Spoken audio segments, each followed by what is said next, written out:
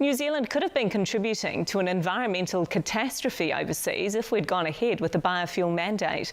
That's the stark admission from our Climate Change Minister, James Shaw, who says his initial enthusiasm for the scheme was badly misplaced. Here's senior political reporter Benedict Collins.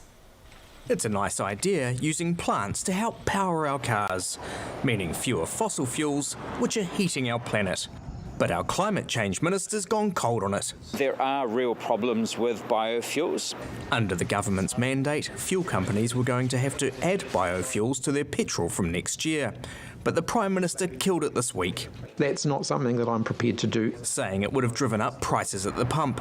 There would have been a big environmental cost too, as most of our biofuels would have been imported. It creates all this extra demand for cropland, and that leads to tropical deforestation around the world. And that, of course, is a disaster for the climate and for the rainforest and for the people that live there. The government was still talking up its plan a few months ago. Biofuels have been used safely and effectively in many countries around the world. Now it's a non-starter. The Climate Change Minister accepts there's a problem. It's really hard to guarantee that those biofuels would not come from deforestation or food production getting swapped out for biofuel production. The biofuel mandate would have reduced our vehicle emissions by about 1 million tonnes in just a couple of years, helping us meet our climate change goals. So it does create a rod for our own backs in terms of saying, well, if we're not going to use biofuels, then what are we going to do to bring down our emissions?